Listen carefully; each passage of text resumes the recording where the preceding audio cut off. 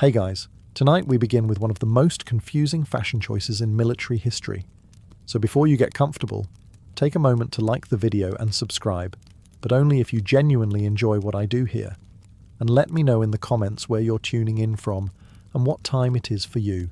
It is always fascinating seeing how far these stories travel. Now dim the lights, maybe turn on a fan for that soft background hum, and let us ease into tonight's journey together. If you stood beside a Roman legion marching across the empire, one of the first things you would notice would not be their swords, their shields, or even their armour. It would be the sound. Thousands of tiny metal studs striking stone roads in perfect rhythm. A steady clatter echoing down the road like distant thunder. If thunder wore leather straps. That sound came from their shoes, or more accurately, their sandals. The standard footwear of a Roman legionary was called the caliga. At first glance it looked surprisingly simple. A thick leather sole, cut straps wrapping tightly around the foot and ankle, and large open gaps exposing the toes. Which means, technically speaking, Rome conquered half the known world with an army whose toes were fully visible. Confidence. To modern eyes, this seems like a questionable design decision. When we imagine soldiers, we picture heavy boots, thick protection, something that says battlefield.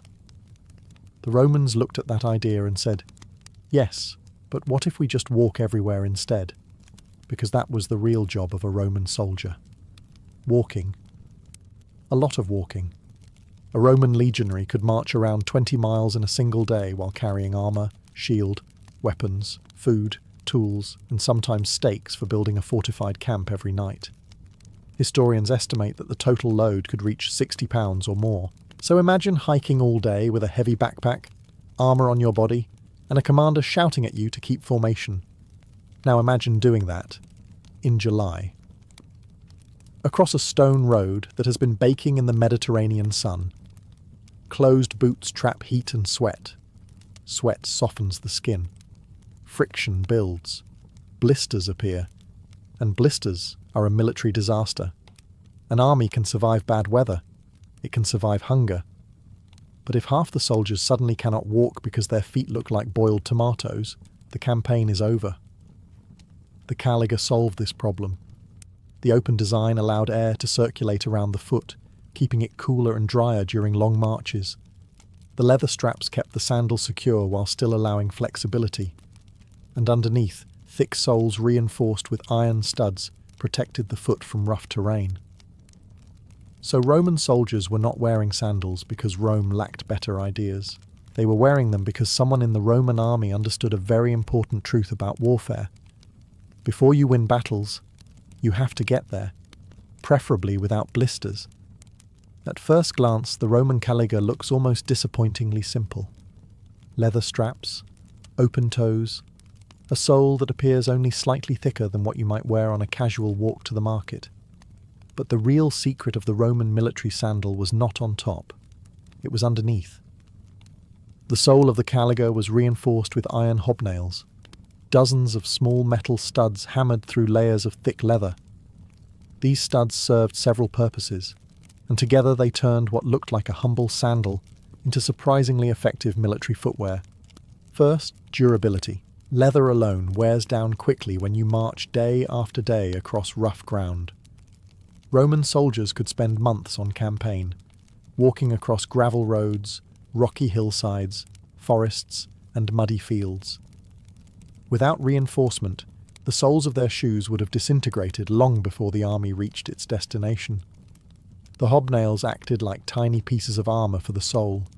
Instead of leather grinding directly against the ground, the metal studs absorbed the damage.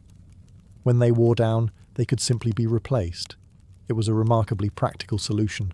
Second, traction. Roman roads were famous for their durability, but they were also hard, smooth surfaces. Add rain, mud, or loose gravel, and suddenly thousands of soldiers marching in formation could start slipping around like an unfortunate parade of armoured penguins. The iron studs dug into the surface, giving soldiers better grip. This mattered more than you might think. Roman battle formations relied heavily on stability and coordination. Soldiers fought shoulder to shoulder in tight ranks.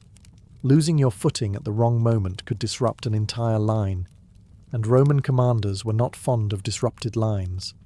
Third, intimidation. When thousands of soldiers wearing hobnailed sandals marched across a stone road, the sound carried. Metal striking stone. Clack, clack, clack. It echoed through valleys, bounced off city walls, and rolled ahead of the army like a warning. Imagine standing inside a quiet town and hearing that sound slowly growing louder. You might not see the Roman army yet, but your ears would tell you everything you needed to know. The legions were coming, and they were bringing their sandals with them. To really understand why Roman soldiers wore sandals, you have to understand something about the Roman army. It was not just an army, it was a walking machine. Roman soldiers spent far more time marching than fighting. Campaigns often meant weeks or months of movement across provinces.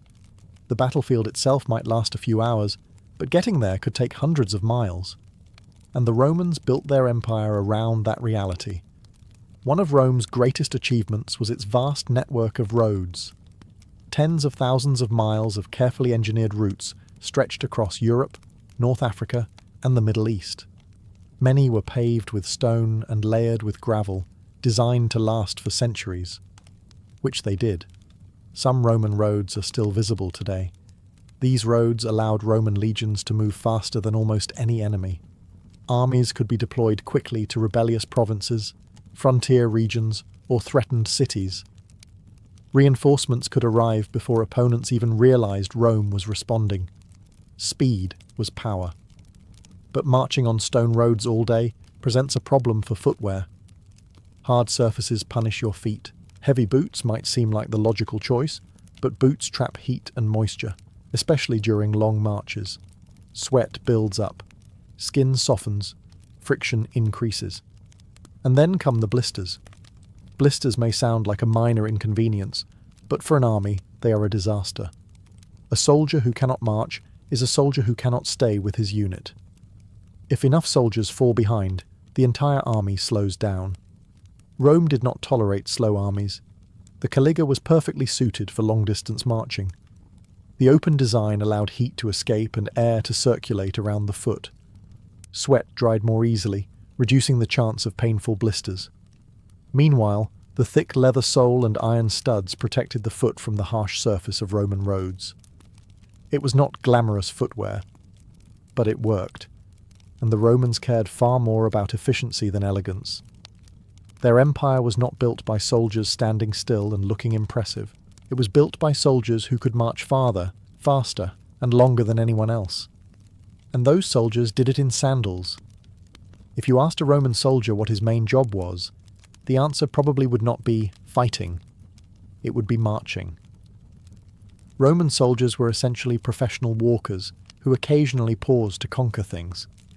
A typical legionary spent years on campaign, moving constantly from one region of the empire to another. 20 miles in a day was a standard march. Sometimes more if commanders were feeling particularly ambitious or particularly annoyed. And this was not a casual stroll. A Roman soldier marched in armour, carrying his shield, sword, javelins, food supplies, cooking equipment, personal belongings, and tools for building a fortified camp every night.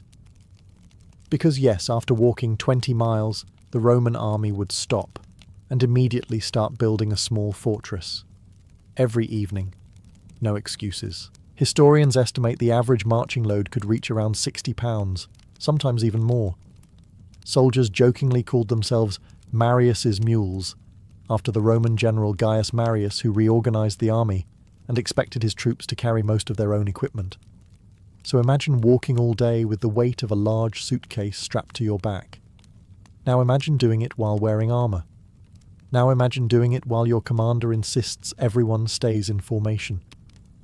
Footwear suddenly becomes very important. The caliga was designed for exactly this life. The open sandal allowed the foot to flex naturally while walking long distances.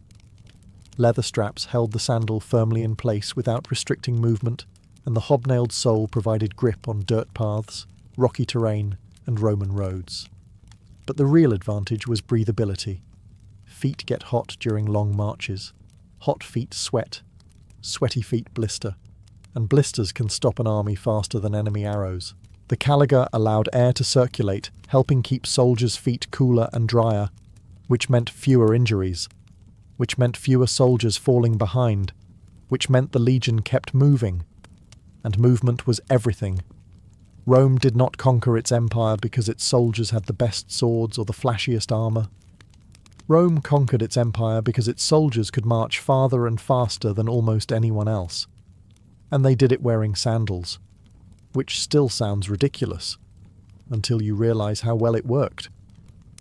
Another reason Roman soldiers wore sandals had nothing to do with comfort or airflow. It had to do with logistics. Rome did not maintain a small army. At its peak, the Roman military included hundreds of thousands of soldiers spread across Europe, North Africa, and the Middle East. Supplying that many troops required an enormous system of production, transportation, and repair. Every piece of equipment had to be practical: helmets, shields, armour, weapons, and yes, even sandals. The caliga was perfect for this kind of large-scale army because it was simple to manufacture. Unlike complicated boots that required large pieces of leather and detailed stitching, the caliga could be made from smaller leather sections cut into straps and attached to a thick sole. Roman military workshops could produce them quickly. And when you are supplying thousands of soldiers, speed matters. But production was only half the story. Equipment wears out. Roman soldiers marched constantly across rough terrain, through mud, gravel, forests, and mountain passes. Even the toughest footwear would eventually suffer damage. The caliga was designed with this reality in mind. If a strap broke, it could be replaced. If the sole wore thin, additional layers could be added. If the iron hobnails fell out, new ones could be hammered into place. In other words, the sandal was easy to repair in the field. This was extremely important for long campaigns. Roman legions often operated far from major supply centres. Waiting for replacement boots from Rome would have been impractical. But repairing sandals with basic tools and spare leather, that could be done almost anywhere. Roman soldiers even carried tools for maintaining their equipment.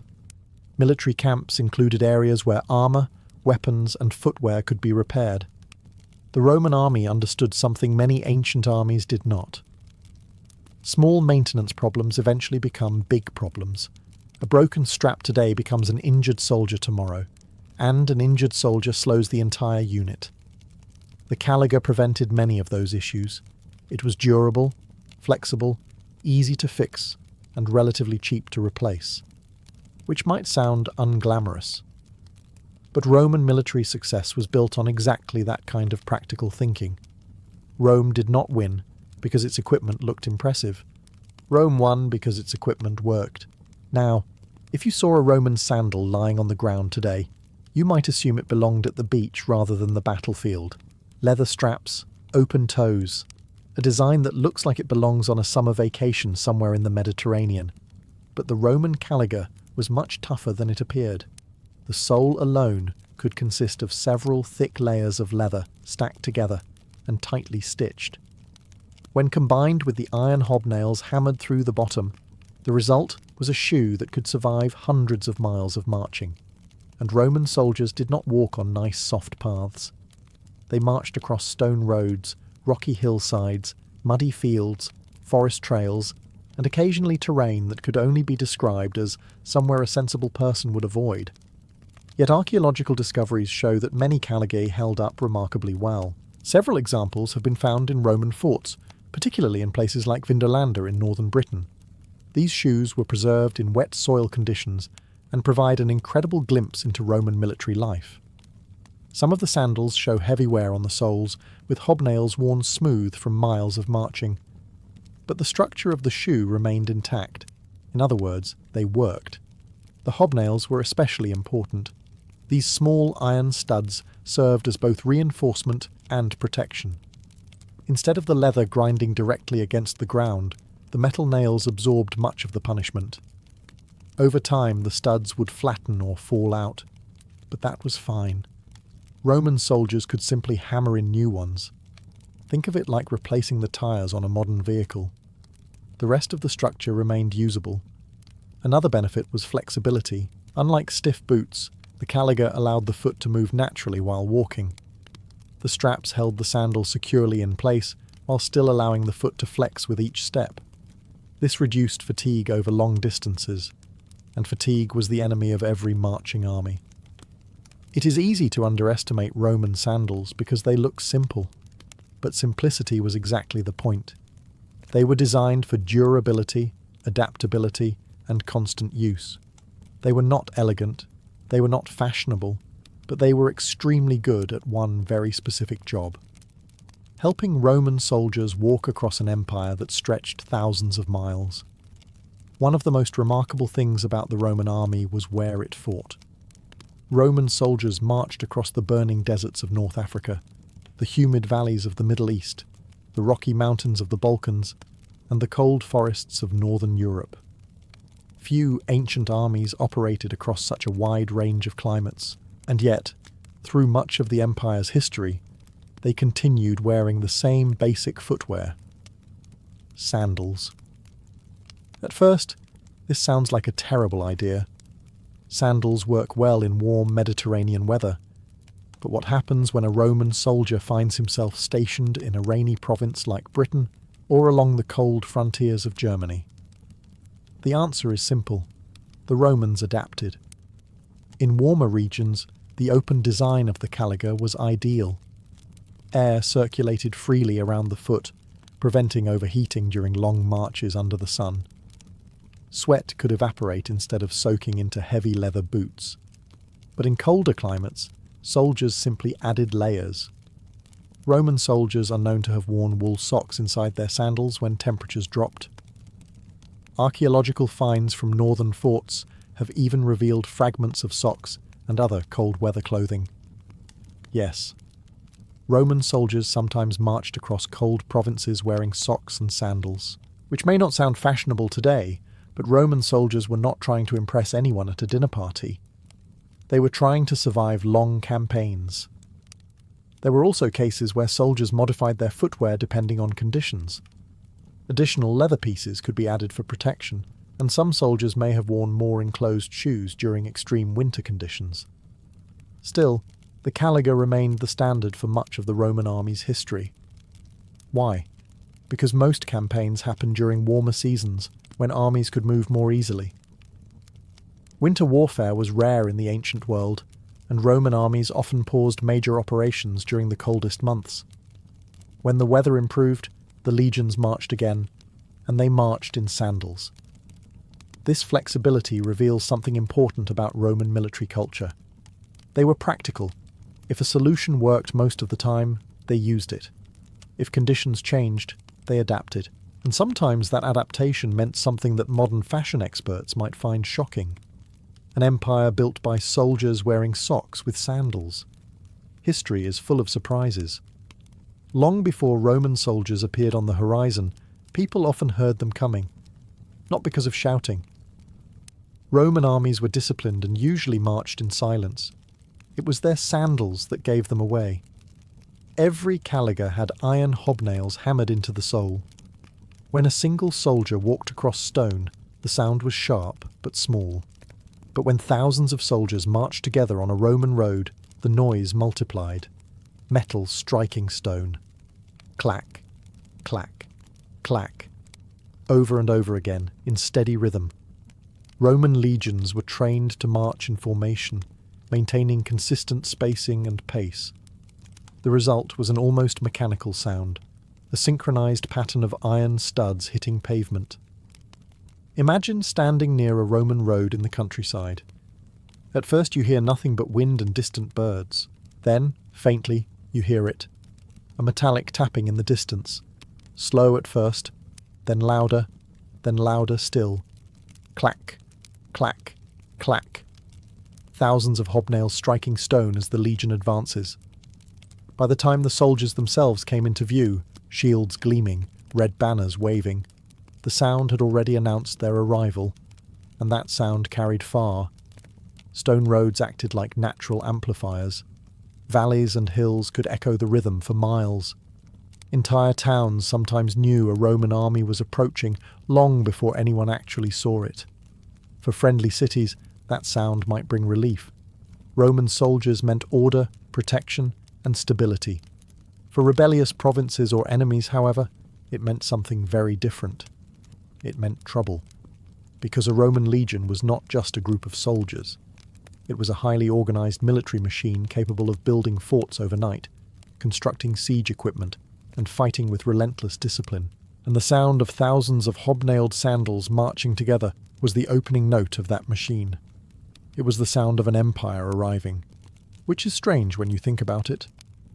Some of the most intimidating armies in history announced themselves not with drums or trumpets, but with sandals, thousands and thousands of sandals, marching steadily down a Roman road. And if you heard that sound getting closer, there was a very good chance the next chapter of your town's history was about to begin. The Roman army was famous for its discipline. When people think of Roman soldiers, they often imagine perfectly organized formations, shields locked together, commanders shouting orders, and thousands of troops moving like a single machine. That level of coordination did not happen by accident. It came from strict training, constant routine, and a surprisingly powerful psychological tool: uniformity. Roman soldiers looked alike. They wore similar armor, carried similar shields, used the same weapons, and yes, they even wore the same sandals. The caliga was not just practical footwear, it was also part of the visual identity of the Roman legionary. Every soldier marched in the same style of shoe. Every soldier endured the same long marches. Every soldier felt the same weight of equipment pressing down on their shoulders. And strangely enough, that mattered. Shared hardship builds unity. If everyone around you is marching the same miles, wearing the same equipment, and dealing with the same blisters, it creates a sense of equality inside the ranks. No one gets special treatment. The Roman army thrived on that mentality. A new recruit entering the legion quickly learned that he was no longer just an individual. He was part of a unit, part of a machine that relied on every soldier doing his job. Even something as simple as footwear reinforced that identity. When thousands of soldiers marched together wearing identical hobnailed sandals, the army did not look like a collection of individuals. It looked like a single organism. Rows of shields, rows of helmets, rows of synchronized steps. And beneath those steps, the steady rhythm of identical sandals striking the road. It was intimidating. To enemies, the Roman army appeared unstoppable because it moved with terrifying order and precision. Nothing about it looked chaotic or improvised. Everything looked deliberate. Even the sandals. In many ancient armies, soldiers arrived with whatever equipment they could afford or bring from home. Gear varied widely from one soldier to another. Rome preferred something different. Standardization. Weapons matched. Armor matched. Footwear matched. Because when thousands of soldiers move, fight, and march together, consistency becomes strength. And sometimes that strength begins with something as small, and as surprisingly important, as a pair of sandals. Roman military sandals were so closely associated with soldiers that they even gave rise to one of the strangest nicknames in imperial history. That nickname was Caligula. His real name was Gaius Julius Caesar Germanicus, a member of the powerful Julio-Claudian dynasty, and the son of the famous Roman general Germanicus. As a child, Gaius spent time travelling with his father's army camps along the frontiers of the Roman Empire. Roman soldiers had a habit of treating the boy like a sort of unofficial mascot. To amuse themselves, they dressed the young Gaius in a miniature version of a legionary's uniform. Tiny armour, tiny belt, tiny cloak, and of course, tiny caligae. The soldiers thought this was adorable, so they gave him a nickname. Caligula, which roughly translates to little boot. Technically it means little sandal, but the nickname stuck regardless. Imagine an entire legion of hardened Roman soldiers laughing at a toddler marching around in tiny military sandals. For them, it was probably a charming inside joke. For Gaius, however, the nickname followed him for the rest of his life. And eventually, that life took a very unexpected turn. because the boy nicknamed Little Boot eventually became the Emperor of Rome. History remembers Caligula as one of the most infamous rulers in Roman history. Ancient writers describe him as unpredictable, extravagant, and sometimes dangerously erratic. Stories about his reign range from strange to deeply disturbing. Some accounts claim he declared himself a living god. Others claim he planned to appoint his horse as a consul. Whether every story is true is still debated by historians, but one fact remains certain. The emperor known as Caligula ruled one of the largest empires on earth, and his name came from a pair of sandals. It is a strange reminder of how deeply Roman military culture shaped Roman society. The army influenced language, politics, and even the nicknames of emperors, all because of the footwear worn by ordinary soldiers marching across the empire. In a way, it is fitting. Rome was built by armies, and those armies marched in caligae.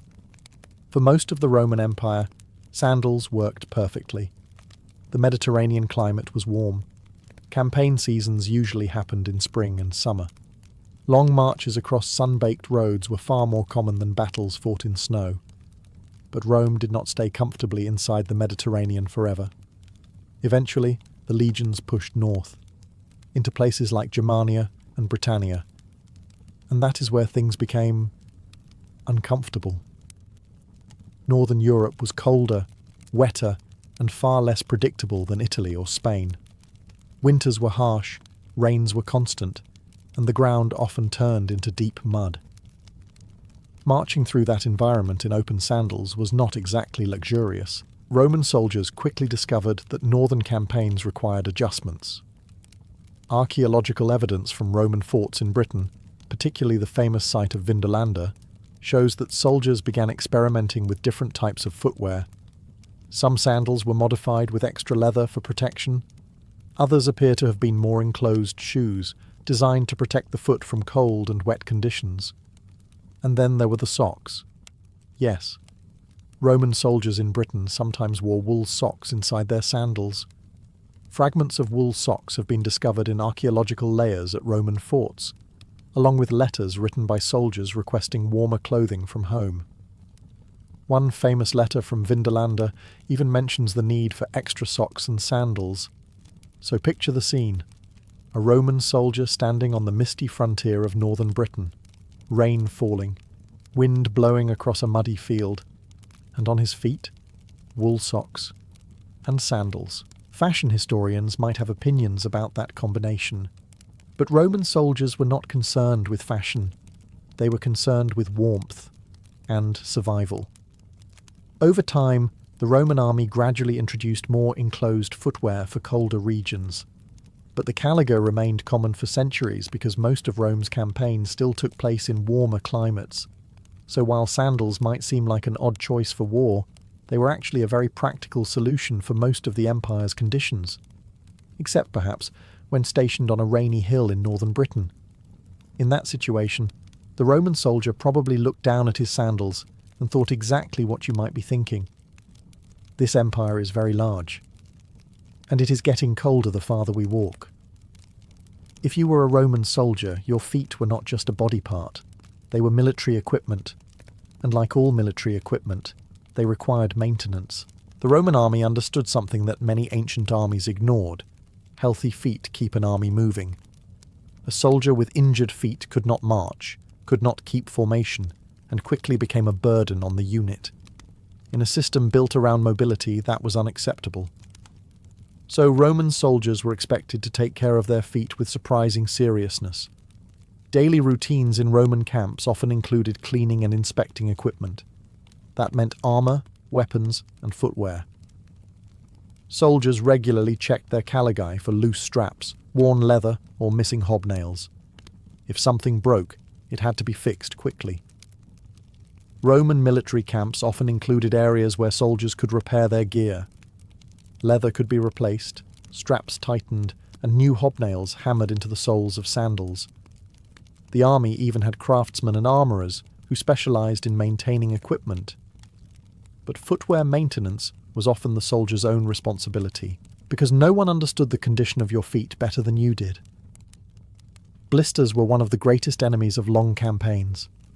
When a blister forms, it can quickly become infected, especially when soldiers spend long days marching through dirt, mud, and dust. An untreated blister could mean days of painful walking.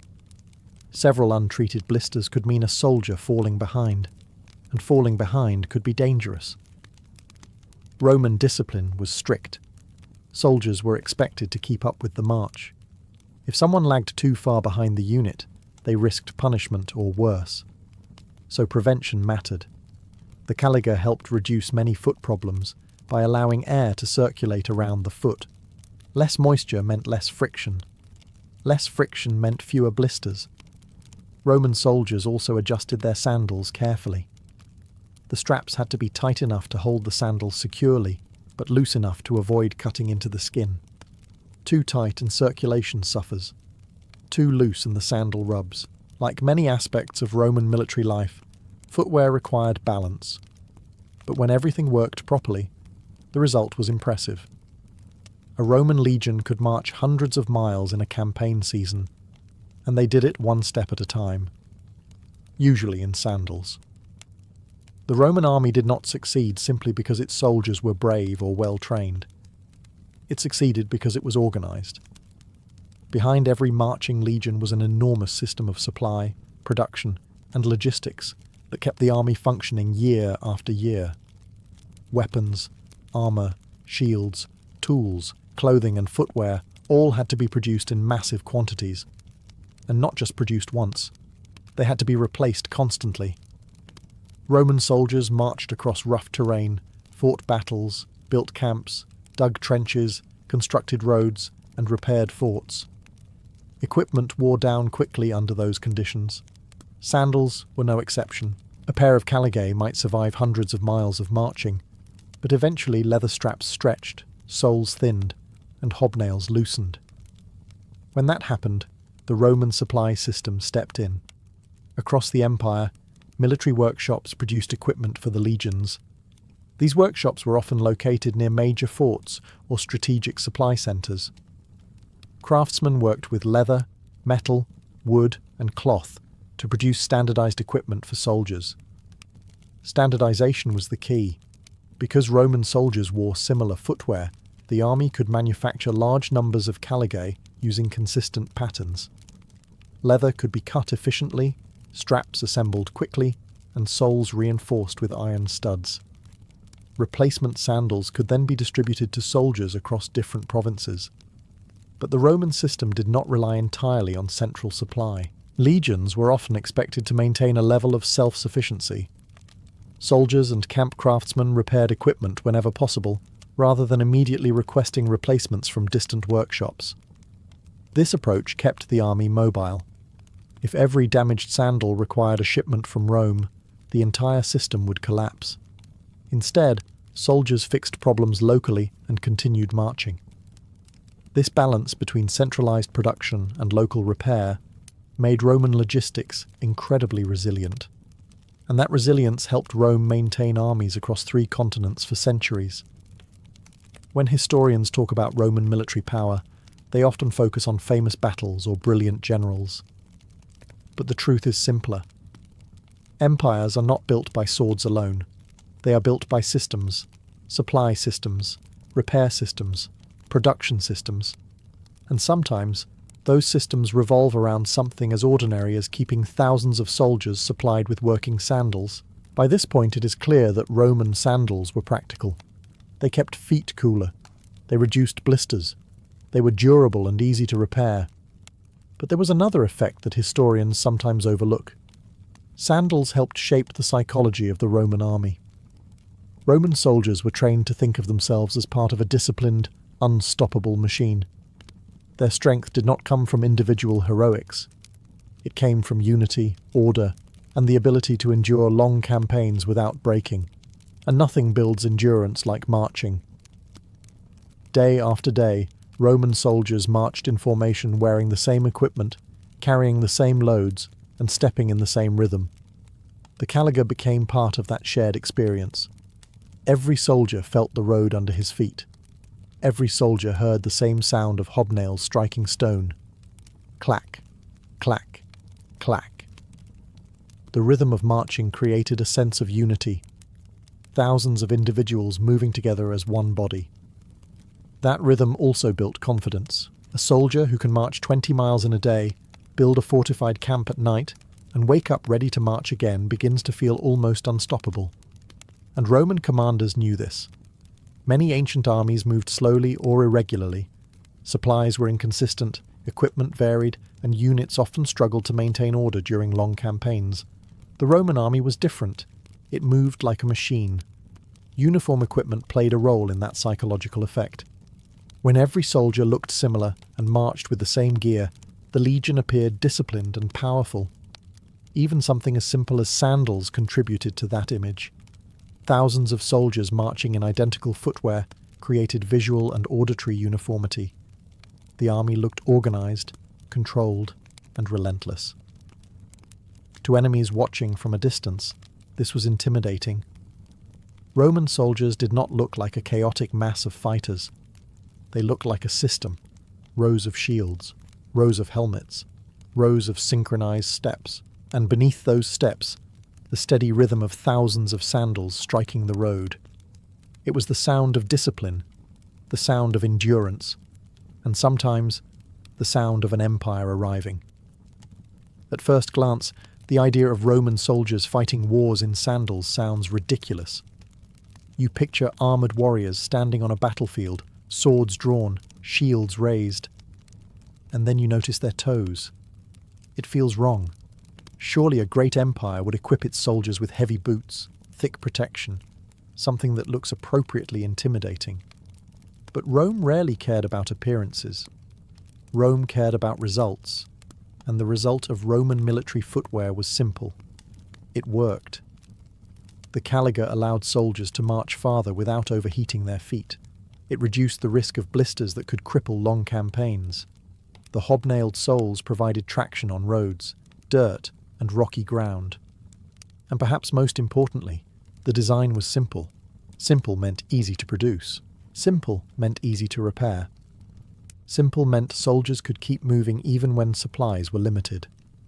And movement was the true weapon of the Roman army. Roman legions did not conquer territory simply by winning battles. They conquered territory by arriving quickly, building camps efficiently, reinforcing distant provinces, and maintaining pressure on enemies who could not move as fast. Every advantage in marching mattered. If your soldiers can travel farther than your opponent's soldiers, you control the pace of the war. If your army arrives first, you choose the battlefield. If your troops can keep marching while your enemy stops to recover, the campaign is already leaning in your favour. The humble Roman sandal played a role in that advantage. It was not glamorous. It was not heroic. But it helped thousands of soldiers walk across mountains, forests, deserts, and stone roads for centuries. And those soldiers built one of the largest empires in human history. So the next time you imagine the Roman legions marching across Europe, remember something surprising. They were not stomping across the continent in heavy boots. They were doing it in sandals. And somehow, against all expectations, that turned out to be exactly the right choice. Which just goes to show something about Roman engineering.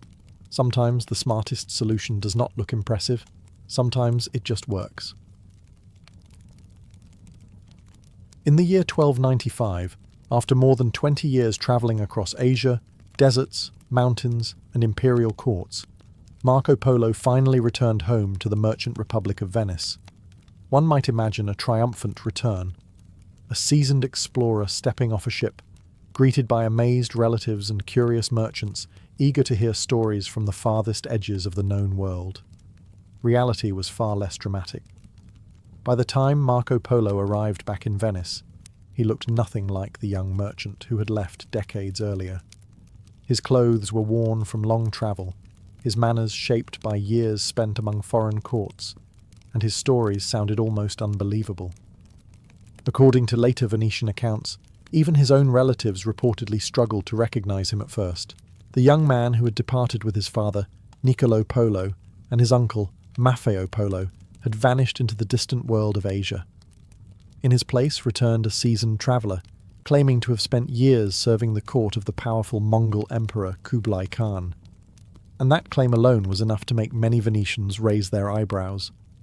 Marco spoke of enormous cities in China, of paper money used in everyday trade, of coal that burned like black stones, and of imperial palaces larger than anything Europe had ever built. He described vast postal systems that allowed messages to travel across the empire in astonishing speed. He spoke of spices, silk markets, and cities filled with thousands of bridges. To Venetian listeners, these descriptions sounded less like reports and more like the exaggerations of a sailor who had spent too long at sea. Some believed him, of course.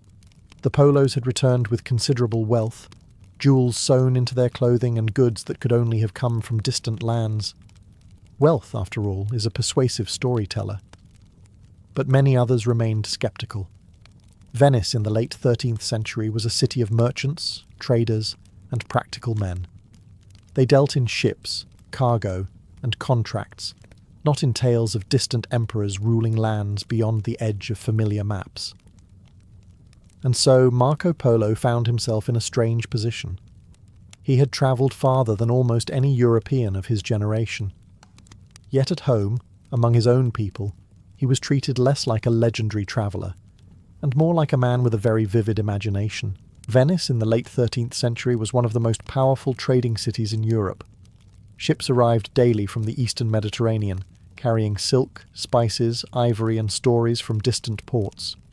Merchants from every corner of the known world crowded its canals and marketplaces. Yet even in such a cosmopolitan city, the claims of Marco Polo sounded almost absurd. Marco described lands far beyond the familiar trading routes of Venetian merchants.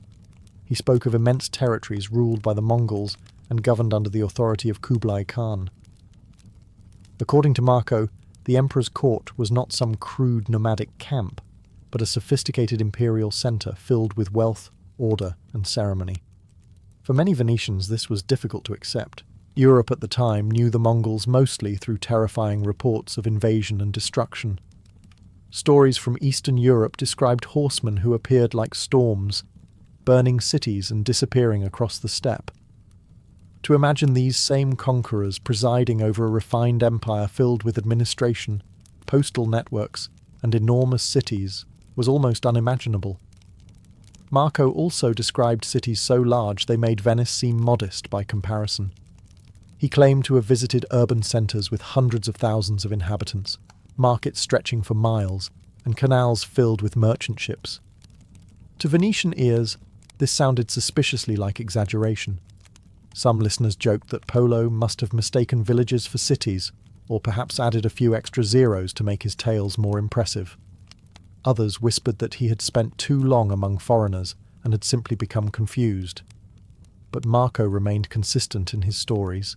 He spoke calmly about the imperial bureaucracy of the Yuan dynasty, the use of paper currency, and the vast courier system that allowed the Mongol government to send messages across thousands of miles with remarkable efficiency. Riders would change horses at relay stations, allowing information to travel faster than any messenger in Europe could manage. These details fascinated some listeners while irritating others. Venetian merchants were practical people. They cared about profit, trade routes, and safe harbours. Marco's stories, though intriguing, sounded too grand, too distant, and too extraordinary to fully trust. Still, curiosity slowly grew. Because even the most sceptical merchants could not ignore one fact. Marco Polo had returned with wealth, knowledge of distant markets, and first-hand experience in lands that few Europeans had ever seen. And whether his stories were entirely true or not, one thing was certain. He had seen something remarkable in the East. Just when Marco Polo was beginning to settle back into life in Venice, the Republic once again found itself drawn into one of its many rivalries with the maritime power of Genoa. For centuries, the two city-states competed fiercely for control of Mediterranean trade routes. Their merchant fleets sailed the same seas, fought over the same ports, and occasionally settled their arguments with very large naval battles. Marco Polo, despite having spent years travelling across Asia, was still a Venetian citizen and merchant. When conflict erupted between Venice and Genoa in 1298, he joined the Venetian fleet, reportedly commanding or helping to outfit a galley for the war effort. Unfortunately for Marco, the campaign did not end well. During the naval clashes between the two republics, Venetian forces suffered a major defeat. Many sailors were killed, ships were captured, and numerous Venetian prisoners were taken to Genoa. Among them was Marco Polo. Thus the man who had spent decades crossing deserts and serving foreign emperors now found himself confined in a prison cell in a rival Italian city. It was not exactly the glorious final chapter he might have imagined for his adventures. Yet this imprisonment would prove to be one of the most important moments of his life. Inside the Genoese prison, Marco met a fellow prisoner named Rustichello da Pisa. Rustichello was not a merchant or a soldier, but a writer known for composing popular tales of knights and adventure. Naturally, when he heard Marco Polo begin describing his travels across Asia, Rustichello realized he had encountered something extraordinary. Here was a man claiming to have served at the court of Kublai Khan, travelled across Persia and Central Asia, and visited lands that most Europeans could barely locate on a map. Rustichello did what writers often do when they hear an unbelievable story. He asked Marco to tell him everything. Day after day in the prison cell, Marco began recounting his experiences. He described deserts where caravans vanished into sandstorms, cities filled with merchants and spices, and the enormous wealth of the Mongol Empire. Rustichello listened carefully and began writing the stories down. At the time, neither man could have guessed what they were creating. A book that would soon spread across Europe, ignite curiosity about the East, and turn Marco Polo from a doubtful storyteller into one of the most famous travellers in history. Inside the prison walls of Genoa, the unlikely partnership between Marco Polo and Rustichello da Pisa slowly turned a collection of memories into something far more influential. Marco spoke. Rustichello wrote. Day after day, the Venetian traveller described the lands he had seen during his years serving the court of Kublai Khan. Rustichello carefully shaped these recollections into a structured narrative, blending Marco's first-hand observations with the storytelling style popular in medieval Europe. The result became a book later known as The Travels of Marco Polo, or, depending on the manuscript, The Description of the World. At the time, neither title carried the weight it would later acquire. To medieval readers, it was simply a strange and fascinating account of lands that most Europeans could barely imagine.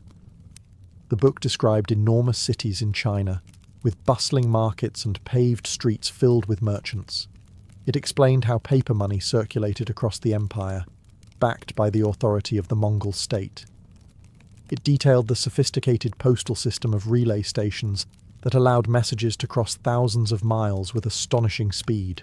For Europeans used to fragmented feudal kingdoms and slow communication, this sounded almost unbelievable. Marco also described unfamiliar customs and technologies. Coal burning as fuel, bridges spanning wide canals, silk production on an enormous scale, cities filled with artisans and traders from across Asia. To some readers, these descriptions sounded like valuable intelligence about distant trade networks. To others, they sounded suspiciously like exaggeration. Rustichello's style may not have helped Marco's credibility either. As a writer of chivalric romances, he had experience crafting dramatic tales of knights and distant kingdoms. Some readers suspected that he had embellished Marco's stories to make them more entertaining. This suspicion followed the book almost from the moment it began circulating. Still, copies spread quickly across Europe. Merchants, scholars, and nobles were fascinated by the glimpse into lands beyond the familiar Mediterranean world. The book offered something rare for medieval readers: a detailed description of Asia from someone claiming to have actually been there. Whether they believed it or not, people could not stop reading it. And in a strange twist of fate, the prisoner who had once struggled to convince his neighbours in Venice now had his stories travelling across Europe in handwritten manuscripts. Stories that many readers doubted, but stories that, over time, would reshape how Europeans imagined the East. Around the year 1299, the war between Venice and Genoa slowly began to ease. and many prisoners taken during the naval conflicts were released. Among them was Marco Polo. After months in captivity, Marco finally returned to Venice once again. But this time, something had changed. When he had first arrived home in 1295, Marco had simply been a returning merchant with extraordinary stories. Now, after his imprisonment and the circulation of his travel narrative, he was something else entirely. He was becoming a figure of curiosity. Copies of the book he had dictated in prison were beginning to circulate among readers across Europe. Handwritten manuscripts passed between merchants, scholars, and nobles who were eager to read about distant lands ruled by Kublai Khan. Ironically, this growing fame did not necessarily mean that people believed him. In fact, the opposite was often true. Many readers were fascinated by the stories but remained skeptical of their accuracy. Some Venetians even began referring to Marco Polo with a nickname that reflected their doubts, Il Milione. The nickname likely referred to the countless millions Marco described in his tales. Millions of inhabitants in cities, millions in imperial wealth, millions of soldiers and subjects across the Mongol Empire. To skeptical listeners, it sounded like a man who liked large numbers a little too much. Still, Marco did not appear overly concerned with the criticism. Back in Venice, he returned to the life of a wealthy merchant. The Polo family had brought back considerable riches from their years in Asia, including precious stones that had reportedly been sewn into their clothing for safe transport during their long journey home. Marco invested in business ventures, participated in the commercial life of the Republic, and gradually reintegrated himself into Venetian society. Unlike many explorers of later centuries, Marco Polo did not spend his later years organizing new expeditions or searching for additional lands to conquer. His great journey had already happened. Now his role was different. He became the living witness to a vast world beyond Europe, a man who had walked through imperial courts, crossed deserts, and returned with stories that challenged the limits of medieval imagination. And whether people believed those stories or not, they could not deny that Marco Polo had seen something few Europeans had ever experienced, a world far larger than the one drawn on their maps. After the turbulence of war, imprisonment, and decades of travel, the later life of Marco Polo became surprisingly calm. Back in Venice, he gradually returned to the rhythms of a prosperous merchant's life. The Republic was a bustling centre of trade, filled with ships arriving from the eastern Mediterranean, the Black Sea, and North Africa. Merchants negotiated cargo deals in crowded markets, while gondolas and cargo boats navigated the narrow canals. For a man who had once crossed the vast deserts of Central Asia and visited the imperial court of Kublai Khan, Venetian business life may have seemed almost peaceful.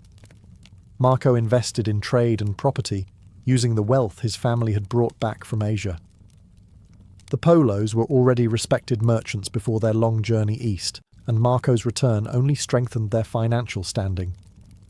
Records from Venetian archives show that Marco owned property and participated in commercial activities typical of the city's merchant elite.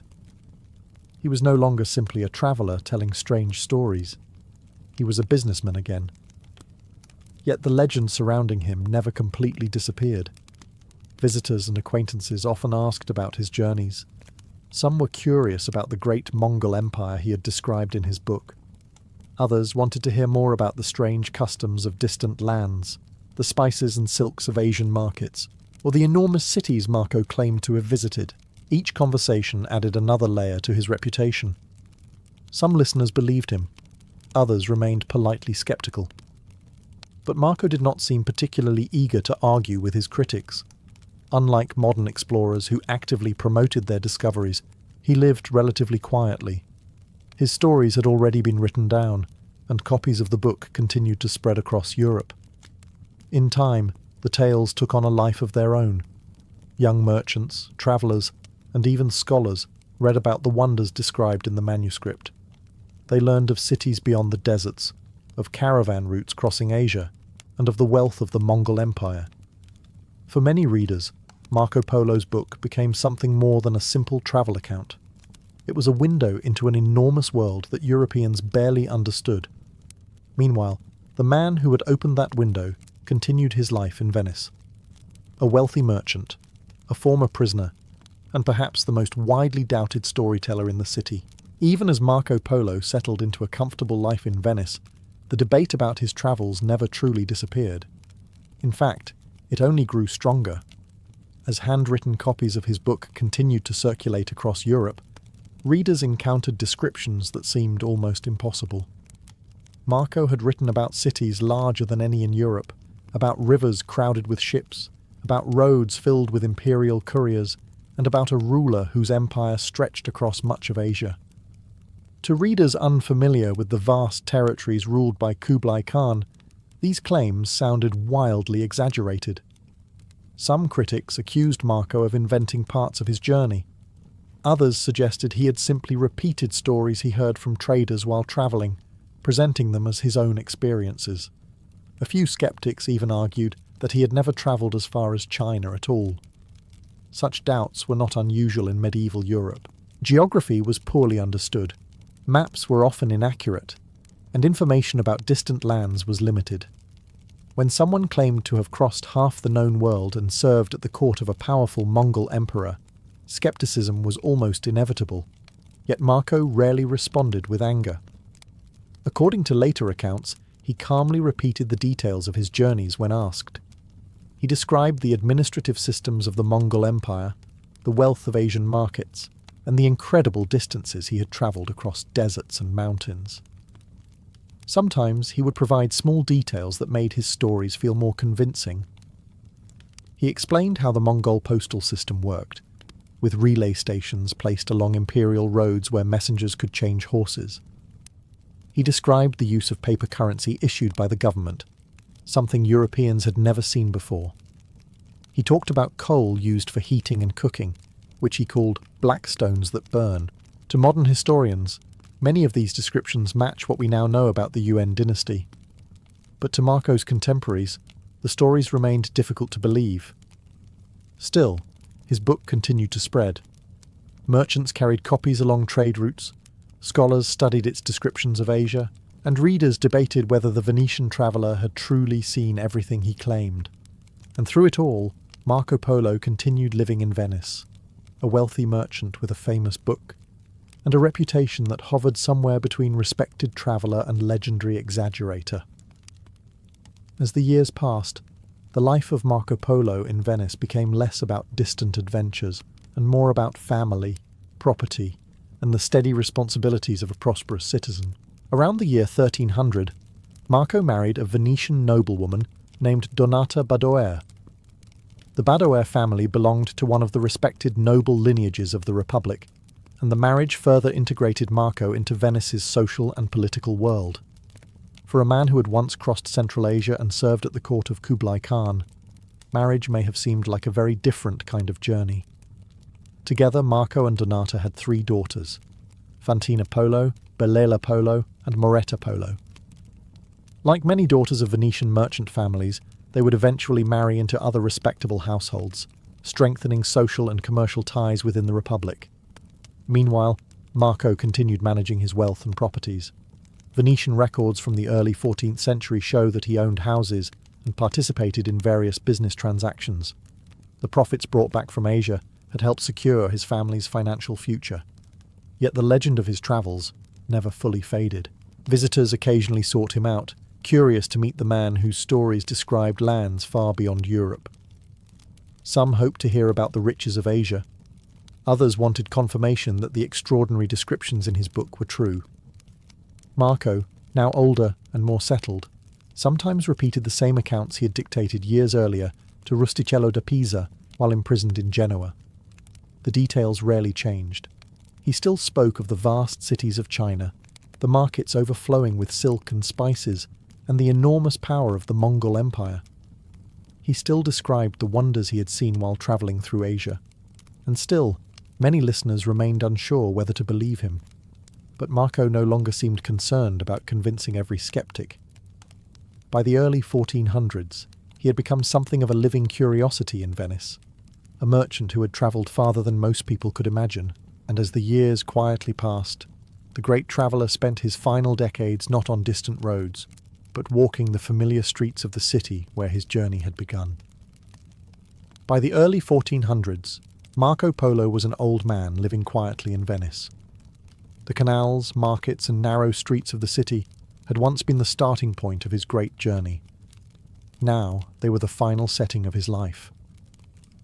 Decades had passed since he had returned from Asia in 1295. The Mongol Empire he had once served under Kublai Khan was already beginning to weaken. The world he had described in his famous travel account was slowly changing. But Marco himself remained a living reminder of that distant age of exploration. His book, written years earlier with the help of Rustichello da Pisa, continued to circulate in handwritten copies across Europe.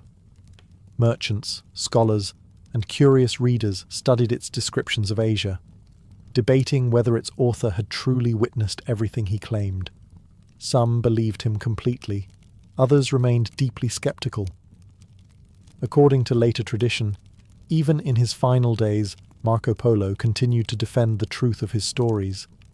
As he lay ill near the end of his life, friends and acquaintances reportedly encouraged him to admit that parts of his famous travel account had been exaggerated. It would have been an easy way to settle the doubts that had followed him for decades. Yet Marco refused.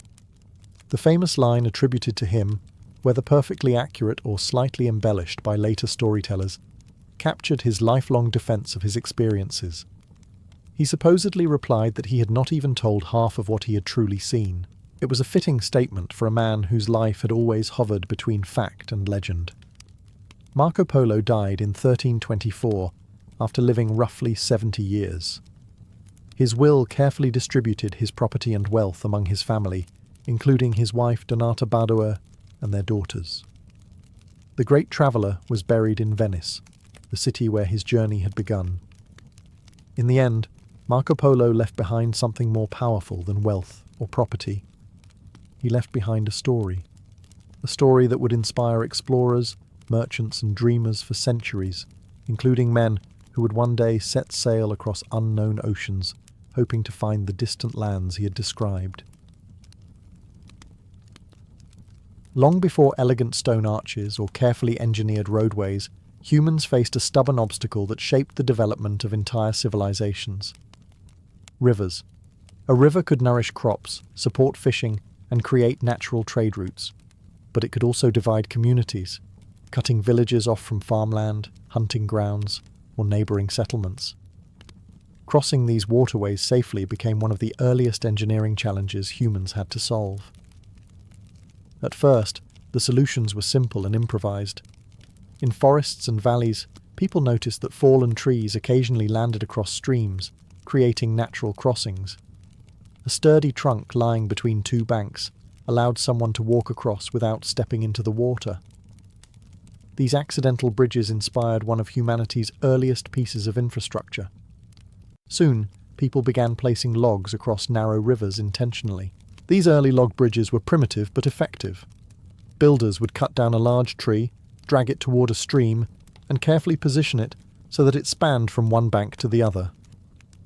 Sometimes smaller branches were laid across the trunk to widen the surface, making it easier for people and animals to cross. But these wooden bridges had limits. Heavy rain could wash them away. Rot slowly weakened the timber, and wider rivers required something stronger than a single tree trunk. In mountainous regions, early builders experimented with a different idea. Instead of relying on solid wood, they used ropes made from vines, plant fibres, or twisted grasses. These ropes were stretched between cliffs or rocky outcrops above deep gorges. Wooden planks or woven branches were then tied across the ropes to create a narrow walkway. These early suspension bridges were terrifying to cross. They swayed in the wind, creaked under weight, and hung high above rushing water or steep ravines. Travellers often gripped the side ropes tightly while inching across, step by careful step. Yet despite their dangers, these rope bridges solved a critical problem. They connected communities that would otherwise remain isolated. Traders could move goods between valleys. Messengers could travel faster. Armies could cross difficult terrain that once acted as natural barriers. Over time, these fragile crossings evolved. Different civilizations began experimenting with stronger materials, better designs, and more permanent solutions. What started as simple logs and woven ropes would eventually grow into massive stone structures that could support entire cities and empires. But every great bridge in history, from Roman arches to Chinese stone spans, traces its origins back to these humble beginnings. A fallen tree, a rope stretched across a gorge, and the simple human determination to reach the other side. While many early societies experimented with wooden crossings, some of the most dramatic ancient bridges appeared high in the mountains of South America. There, among the steep valleys of the Andes, the civilization of the Inca civilization developed a remarkable solution for crossing deep gorges and roaring rivers. Their answer was the rope bridge. The Andes mountains are filled with sharp cliffs and powerful rivers cutting through narrow valleys. For the Inca, building stone bridges across these enormous gaps was nearly impossible. Instead, they turned to materials that were abundant and surprisingly strong: woven plant fibers. Local grasses were twisted together into thick cords. Many cords were braided into even larger cables. Eventually, these massive ropes were stretched across canyon walls to create suspension bridges that could span astonishing distances. One of the most famous examples, still remembered today, is the Quesuachaca Bridge, a design that continues an ancient Inca tradition. These bridges were not permanent structures made to last centuries. Instead, they were part of a living engineering system. Every year, entire communities gathered to rebuild them. Villagers would cut fresh grass, braid new ropes, and carefully replace the old bridge piece by piece. This yearly reconstruction ensured the structure remained strong and safe. It also turned bridge building into a powerful social ritual, bringing families and villages together. Walking across one of these bridges was an unforgettable experience. The thick ropes formed the base, while thinner ropes acted as handrails. The bridge hung high above the river below, swaying gently with each step. Travellers had to balance carefully while gripping the side ropes. Yet despite their fragile appearance, these bridges were surprisingly strong. They carried travellers, messengers, and even small caravans across terrain that would otherwise be nearly impossible to cross. These rope bridges were also vital to the vast road network of the Inca Empire. The empire built thousands of miles of mountain roads connecting distant cities, farms, and administrative centres. Bridges allowed runners and messengers to move quickly across the rugged landscape, helping the government maintain control over a huge territory. In a world without iron tools or wheeled vehicles, this system was an astonishing achievement. It showed that ancient engineering did not always rely on stone or metal. Sometimes it relied on something simpler: grass, rope, teamwork, and the courage to walk across a swaying bridge suspended above a mountain canyon. While rope bridges stretched across mountain valleys in South America, another civilization on the other side of the world was perfecting a very different style of bridge. In ancient China, builders began creating elegant stone bridges that combined engineering skill with remarkable artistic beauty. China's rivers were both vital and dangerous. Major waterways such as the Yellow River and the Yangtze River supported agriculture, trade, and transportation. But their strong currents and seasonal floods made simple wooden crossings unreliable. Chinese engineers responded by experimenting with stone. Unlike wood, stone could survive floods, resist rot, and support heavy loads. Early builders began constructing arches from carefully cut stone blocks. These arches distributed weight outward, allowing bridges to span wider rivers without collapsing. One of the most famous examples of this innovation is the Jiaozhou Bridge. Built during the Sui dynasty in the early 7th century, this bridge introduced a revolutionary design known as the segmental arch. Instead of forming a perfect semicircle like many Roman arches, the Chinese design created a flatter curve.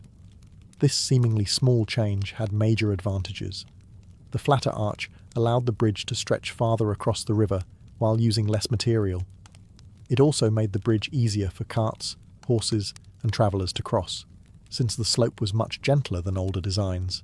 Even more impressive was the way Chinese engineers reduced pressure on the structure. The Jiaozhou Bridge included small openings built into the stone sides. These openings allowed floodwaters to pass through during heavy rains, reducing the force pushing against the bridge. In other words, the bridge was designed not only to stand strong, but also to cooperate with the river itself. Chinese bridge builders also cared deeply about appearance. Stone railings were carved with decorative patterns, dragons, and mythological creatures.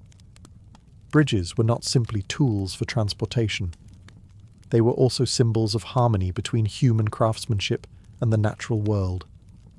Travellers crossing these bridges often described them as graceful arcs rising above the water like stone rainbows. These structures allowed merchants, officials, and pilgrims to travel safely across vast regions of China. They helped connect markets, cities, and farmlands across an enormous empire. And centuries later, many of these bridges still stand today. Quiet reminders that ancient engineers had already mastered the art of combining strength, beauty, and practicality in a single elegant span. While civilizations in the Andes wove ropes and Chinese engineers perfected graceful stone spans, another culture was transforming bridge building into something even more ambitious. The engineers of ancient Rome approached bridges not simply as crossings, but as essential tools for controlling and unifying an empire. Rome ruled an enormous territory stretching from Britain to the Middle East. Moving soldiers, goods, and information across this vast landscape required reliable roads. But roads alone were useless if rivers blocked the way. So the Romans built bridges, and they built them with remarkable skill. The secret behind Roman bridge construction was the arch. By arranging wedge-shaped stones into a curved structure, Roman engineers could distribute weight evenly along the sides of the bridge. The central keystone locked the entire arch together, creating a structure that grew stronger as pressure increased. This design allowed Roman bridges to carry heavy traffic for centuries. Many Roman bridges were built using carefully cut stone blocks combined with a powerful material known as Roman concrete. This mixture, made from volcanic ash, lime, and water, hardened into an incredibly durable substance that resisted erosion and water damage. The result was infrastructure built to last. One impressive example is the Pont du Gard. Although technically an aqueduct rather than a road bridge, it perfectly demonstrates Roman engineering mastery. Its towering arches carried water across a deep valley, forming a structure that still stands nearly 2,000 years later. Another famous structure is the Pons Aemilius, one of the earliest stone bridges across the Tiber River. Roman bridges were more than engineering achievements. They were strategic assets. Legions could march across rivers quickly during military campaigns. Merchants could transport goods safely along imperial roads.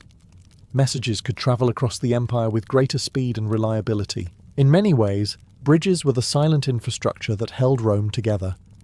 Without them, trade routes would have slowed, armies would have struggled to move efficiently, and distant provinces would have remained disconnected. Roman builders also paid attention to durability.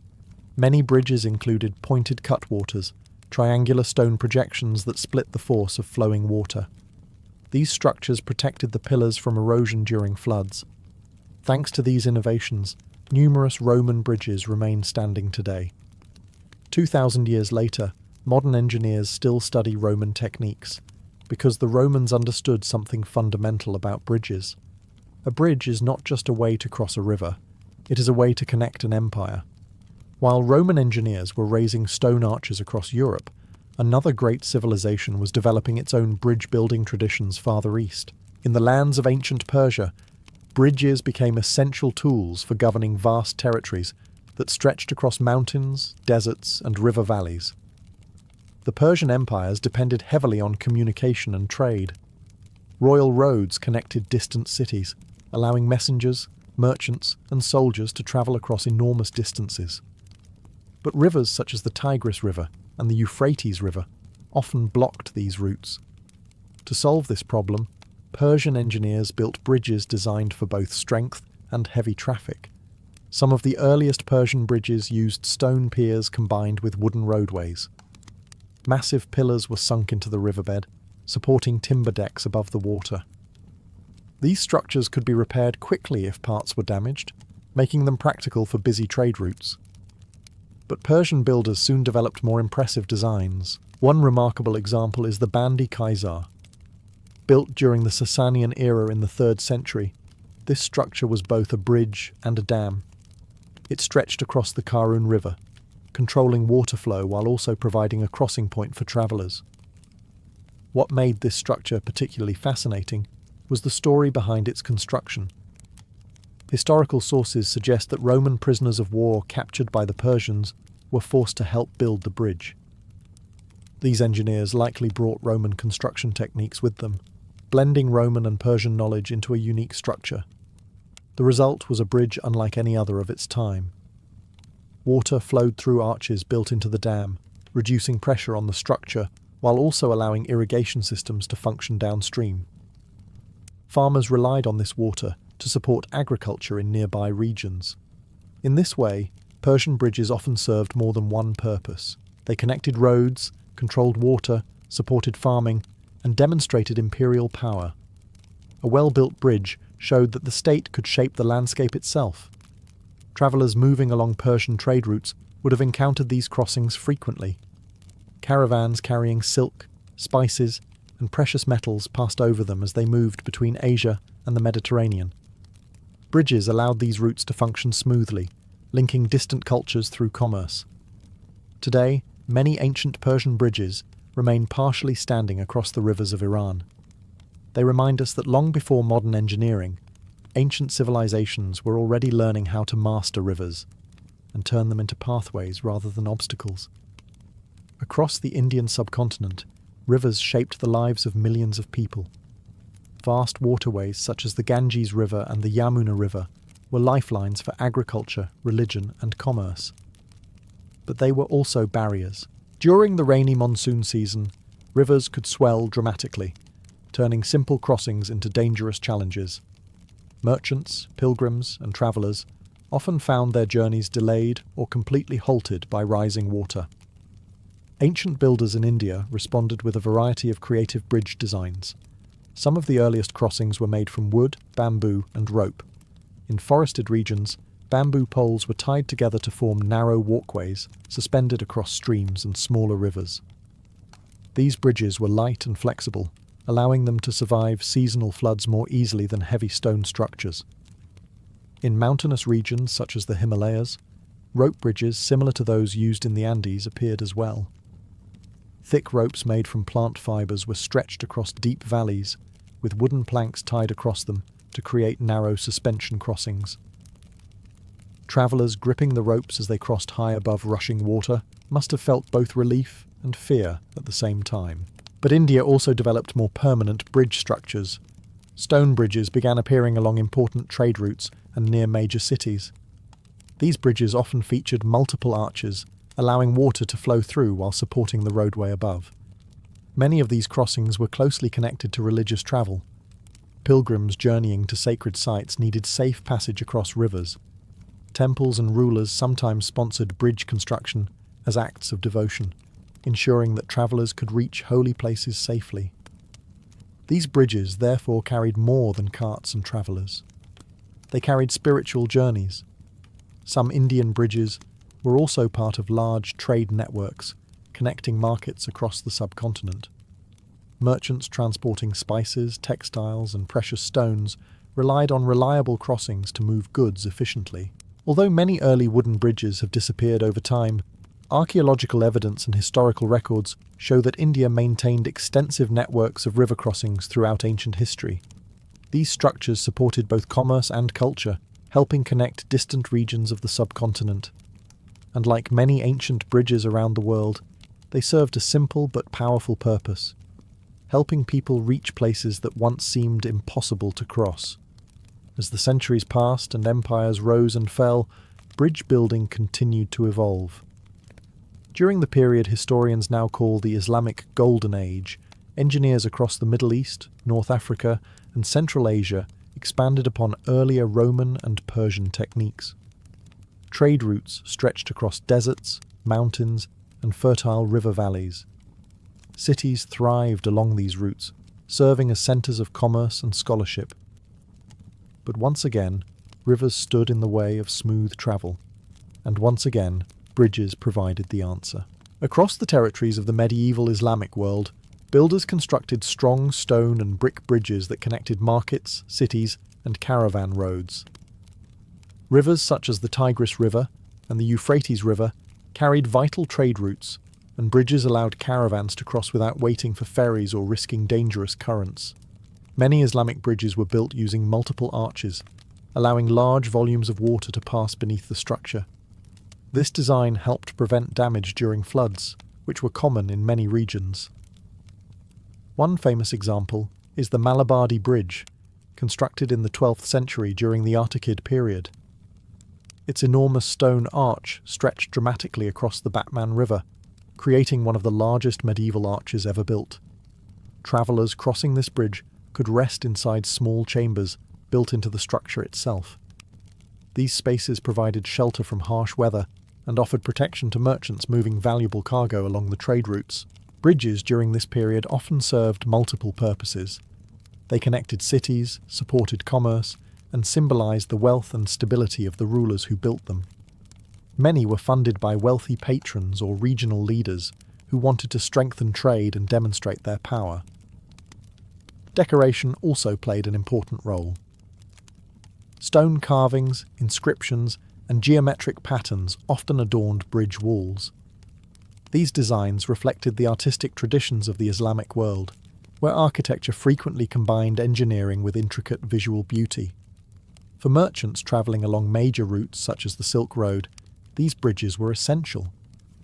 Caravans carrying silk, spices, ceramics, and precious metals relied on safe crossings to move goods between Asia, the Middle East, and the Mediterranean.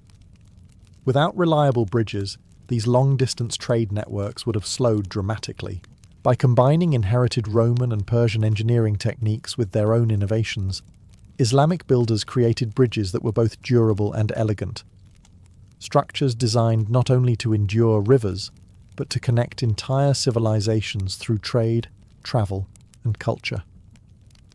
After the fall of ancient Rome, much of Europe entered a long period of political fragmentation. Roads deteriorated, cities shrank, and many of the great Roman bridges slowly fell into ruin. For several centuries, river crossings across Europe often returned to simpler methods. Wooden bridges, ferries, or even seasonal fords became common again. Travellers sometimes had to wait for water levels to drop before attempting to cross. Trade routes slowed, and dangerous rivers remained serious obstacles. But as medieval Europe gradually recovered, bridge building returned with renewed importance. Growing towns, expanding markets, and increasing pilgrimage routes all demanded reliable crossings. Merchants needed to move goods between cities. Pilgrims needed to reach distant shrines. Armies needed to march quickly across rivers during times of war. Once again, bridges became essential infrastructure. Medieval builders often looked back to Roman techniques for inspiration. Stone arches proved to be the most reliable solution, allowing bridges to support heavy loads while resisting floods. One remarkable example is the London Bridge. The medieval stone bridge completed in the 12th century became far more than a simple crossing. Houses and shops were constructed directly on top of the bridge itself. Merchants sold goods from crowded storefronts, while travellers passed through narrow streets above the flowing water of the River Thames. For centuries, the bridge functioned almost like a small town built across the river. Another famous structure was the Pont Saint-Benazet. Built in the 12th century across the Rhône River, this bridge connected important trade routes in southern France. According to legend, its construction was inspired by a young shepherd who claimed divine guidance. Whether the story is true or not, the bridge became an important crossing for merchants and pilgrims travelling through the region. Medieval bridges were not only practical, they were symbols of civic pride. Cities invested enormous resources into their construction, knowing that a reliable bridge could transform local commerce. Tolls collected from travellers often helped pay for maintenance and repairs. These bridges also became social spaces. Markets, chapels, and houses sometimes appeared along their spans, turning crossings into lively gathering points where travellers, merchants, and residents mingled. By the late Middle Ages, Europe once again possessed an impressive network of bridges, structures that reconnected regions divided by rivers and helped revive the continent's growing economy. And once again, bridges proved that even the most stubborn natural barriers could eventually be overcome with patience, skill, and determination.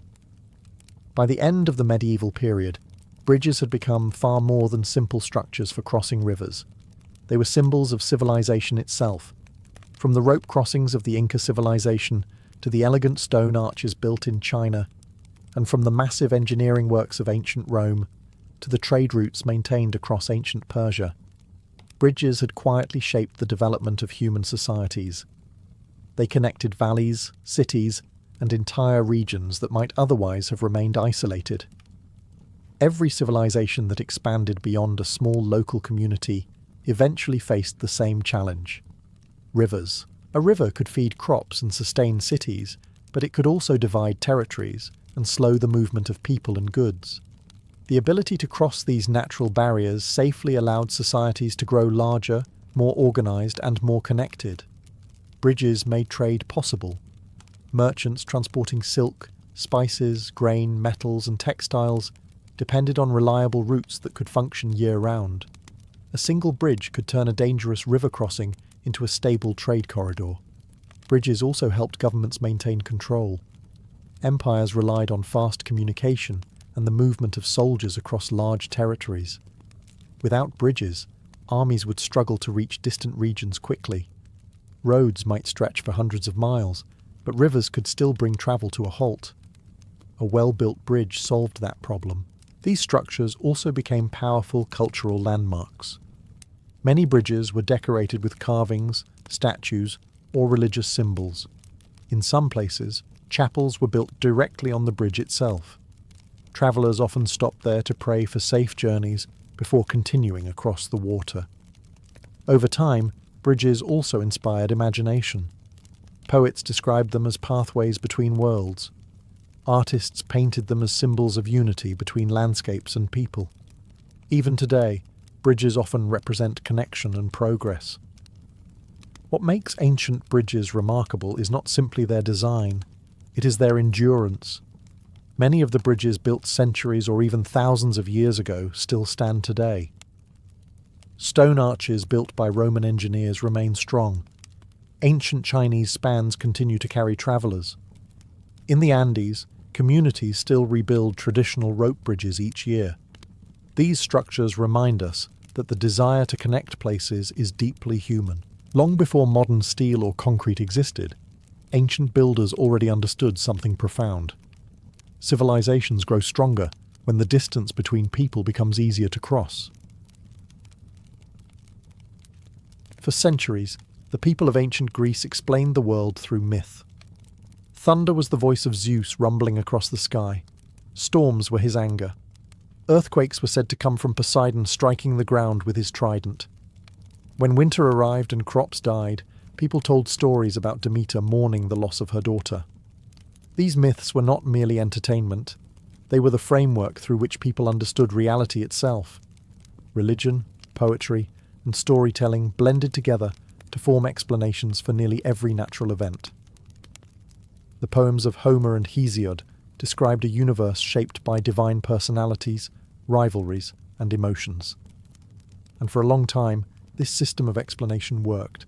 But sometime around the 6th century before Christ, a quiet intellectual revolution began. It did not start with a king or a war. It began with questions. In several Greek cities along the coast of Asia Minor, especially the prosperous trading city of Miletus, a new type of thinker appeared. These individuals were curious about the natural world, but instead of explaining everything through the actions of gods, they tried something different. They searched for rational explanations. Instead of asking which god caused a storm, they asked what natural forces might produce thunder and lightning. Instead of attributing the creation of the world to divine battles, they wondered whether the universe might be made from basic physical elements. This shift was subtle, but revolutionary. For the first time, people began trying to understand nature through observation, reasoning, and argument, rather than mythology alone. These early thinkers did not reject religion entirely. Greek culture remained deeply religious, but they believed that the world itself might follow patterns and principles that humans could discover through thought. This new approach gave birth to a discipline that would later be called philosophy. The word itself came from the Greek term meaning love of wisdom, and with that simple idea, the desire to understand the world through reason, the Greeks began a tradition of questioning that would shape Western thought for more than 2,000 years. It all started with one small but powerful change. Instead of accepting the stories they inherited, a few thinkers began asking the most unsettling question of all. Why? Among the earliest thinkers to challenge myth with reason was a man named Thales of Miletus. Thales lived in the Greek city of Miletus during the 6th century before Christ. At the time, Miletus was a wealthy trading hub connected to Egypt, Mesopotamia, and other advanced civilizations. Merchants, sailors, and travelers constantly moved through its harbors, bringing with them new ideas about mathematics, astronomy, and the natural world. This environment of cultural exchange helped shape the way Thales thought.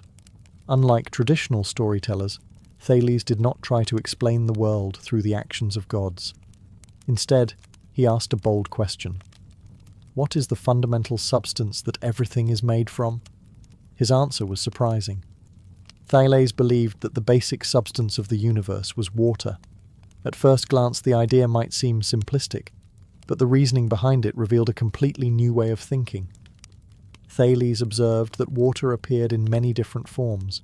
It could become liquid, vapor, or ice. It nourished plants, animals, and human life. Rivers and seas shaped the land itself. From these observations, he concluded that water must be the original material from which everything else emerged. More important than the answer itself was the method he used. Thales was not relying on myth or divine stories. He was observing nature and attempting to explain it through logical reasoning. This approach marked the beginning of what historians now call the pre-Socratic philosophers, thinkers who lived before the famous philosopher Socrates. These early philosophers were deeply interested in understanding the structure of the cosmos. They wanted to know what the world was made of, how it worked, and whether it followed consistent rules. Thales himself also made contributions to mathematics and astronomy. Ancient sources even claim that he successfully predicted a solar eclipse, an event that would have appeared almost supernatural to most people of his time.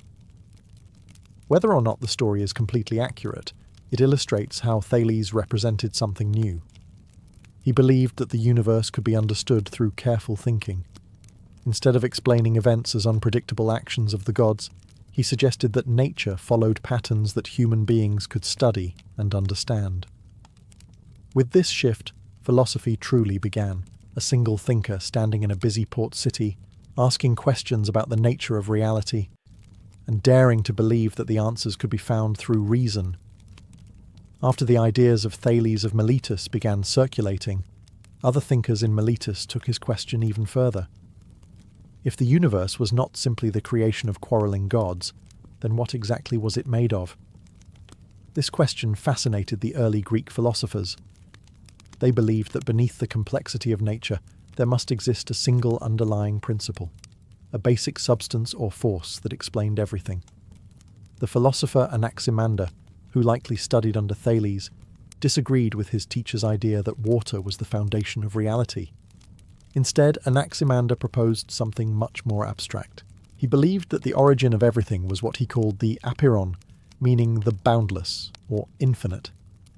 According to Anaximander, the universe began from an endless, undefined substance that could generate all other things.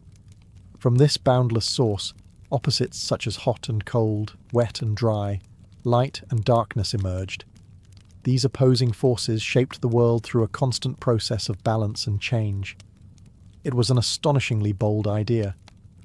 Rather than pointing to a physical material like water or earth, Anaximander imagined an invisible cosmic principle behind all existence. Another thinker from Miletus, Anaximenes, offered yet another theory. He argued that the fundamental substance of the universe was air. At first glance, this might sound simple, but Anaximenes developed a fascinating explanation. He believed that air could transform into other substances through processes he called condensation and rarefaction. When air condensed, it became wind, then clouds, then water, and eventually solid earth and stone. When it expanded and became thinner, it transformed into fire. Through these processes, the entire physical world could emerge from a single basic element. What made these thinkers remarkable was not that they all agreed. They clearly did not. But they shared something revolutionary, the belief that the universe could be explained through reasoning rather than mythology. Instead of repeating traditional stories, they debated one another's ideas, challenged assumptions, and proposed new theories. This intellectual competition created the first real philosophical tradition, a community of thinkers trying to understand the nature of reality itself. And their debates laid the foundation for something even bigger that would soon appear in Greece, a deeper investigation not only of nature, but of human thought itself. While the philosophers of Miletus searched for a single substance behind the universe, another thinker took a different path. His name was Heraclitus, and he came from the city of Ephesus. Heraclitus did not believe the universe could be reduced to a stable substance like water or air. Instead, he argued that reality was defined by constant change. To Heraclitus, the world was not a fixed structure but a flowing process. His most famous idea is often summarized in a simple phrase: "You cannot step into the same river twice." The meaning behind this statement is subtle but powerful. When someone steps into a river, the water is constantly moving. A moment later, new water has already flowed past their feet. Even though the river appears the same, it is always changing. For Heraclitus, this was a metaphor for all of existence. Everything in the universe is in motion. Everything changes. Nothing remains exactly the same. While earlier philosophers searched for a stable element behind reality, Heraclitus believed the true nature of the universe was transformation itself. To represent this constant change, he proposed that the fundamental element of the cosmos was fire. Fire was the perfect symbol of transformation. It constantly consumes fuel and turns it into heat, light, and ash. It never stays still, yet it follows patterns and rules. Heraclitus also introduced another important concept called the logos. The logos was a kind of universal order or rational structure underlying all change. Even though the world appears chaotic, Heraclitus believed there was an invisible harmony guiding the process. Opposites, he argued, were not enemies but partners in a deeper balance. Day turns into night. Winter becomes spring. Life eventually leads to death. These opposites do not destroy each other. They create the rhythm of the universe. Heraclitus's ideas were challenging and often difficult to understand. Even in ancient times, he earned the nickname the Obscure because his writings were famously cryptic. Yet his influence on philosophy was enormous. He introduced the idea that reality is dynamic rather than static, shaped by tension and transformation rather than permanence. And his work forced later thinkers to confront an important question. If everything in the world is constantly changing, how can human beings ever discover permanent truth? While Heraclitus argued that everything in the universe was constantly changing, another philosopher appeared who believed the exact opposite. His name was Parmenides, and he lived in the Greek city of Elea. Parmenides proposed one of the most radical ideas in the entire history of philosophy. He argued that change itself is an illusion. According to Parmenides, reality, what he called being, must be eternal, unchanging, and indivisible. If something truly exists, he reasoned, it cannot suddenly appear from nothing, nor can it disappear into nothingness. For Parmenides, this logical conclusion led to a shocking claim. The world we experience through our senses is misleading. We see objects change, grow, decay, and move. We see day turn into night and seasons shift throughout the year. But Parmenides insisted that these appearances are deceptive. True reality, he argued, is completely stable and unchanging. His argument came from pure reasoning rather than observation. If something exists, he said, it must exist fully and completely. It cannot partly exist or partly not exist. Therefore, reality must be one unified whole that never changes. This idea created a serious challenge for earlier philosophers. If Parmenides was correct, then the entire search for the basic substance of the universe, whether water, air, or fire, might be misguided. The world might not be composed of changing elements at all. Instead, reality might be something permanent that human senses simply misunderstand. Parmenides' student Zeno of Elea took these ideas even further. Zeno created a series of famous logical puzzles, now known as paradoxes, to defend his teacher's argument. One of the most famous examples is the paradox of Achilles and the tortoise. In this puzzle, the Greek hero Achilles races a tortoise that has been given a small head start. Zeno argued that Achilles could never actually overtake the tortoise because he must first reach the point where the tortoise started. By the time he arrives there, the tortoise has moved slightly ahead. This process, Zeno claimed, could repeat endlessly. Although these paradoxes seem strange, they forced philosophers to think deeply about motion, time, and the reliability of human perception. The debate between Heraclitus and Parmenides created one of the central tensions in philosophy. Is reality constantly changing? Or is change merely an illusion, hiding a deeper, unchanging truth?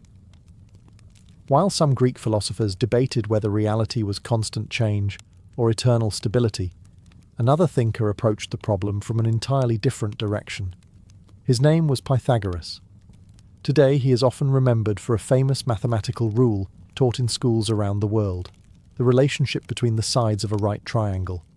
But in the ancient world, Pythagoras was not simply a mathematician. He was the founder of one of the strangest philosophical communities in Greek history.